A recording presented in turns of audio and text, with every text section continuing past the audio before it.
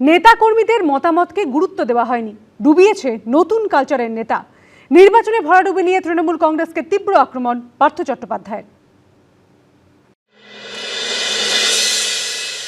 মাটিতে পা না রাখা,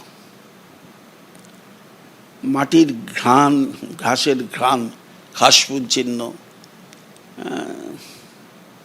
তাকে রোলার চালিয়ে ঘাসগুলোকে মেরে ফেলা, সবচেয়ে বড় কথা বিশ্বাসযোগ্যতা। অনেকে বলে প্রতিষ্ঠান বিরোধী, এই বিরোধী না, ইলেকশন ইজ এ ম্যাথমেটিক্স। আমাদের দলের একটাই ম্যাথমেটিক্স ছিল, সেটা হচ্ছে মমতা বন্দ্যোপাধ্যায়। সে ম্যাজিকটা কাজ করেনি। বাংলা জুড়ে যে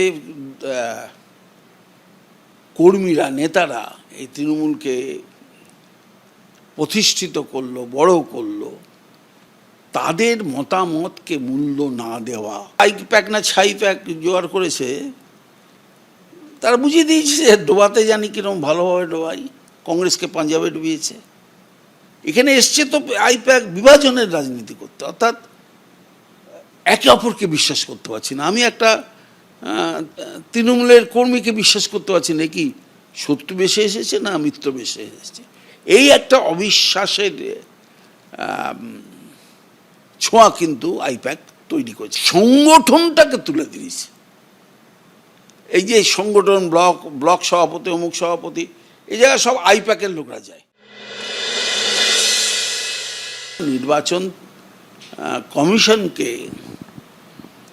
আক্রমণ না করে কি করে আমাদের বিষয়গুলো ঠিক মতন তুলে ধরা যায় তারও কোনো ব্যবস্থা আমরা নিই। কখনো বলেছি বয়কট, দেখে নিচ্ছি, কখনো বলেছি দেখি আমার এই যে একটা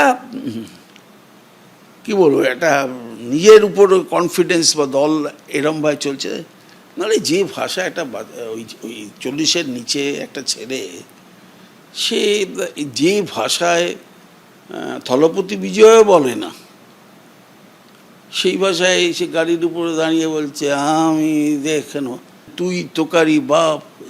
এটা কি বাংলা সংস্কৃতি? আমার তো মনে হয় না এটা বাংলা সংস্কৃতি। এটা মানুষ ভালোভাবে মেনে নেয়।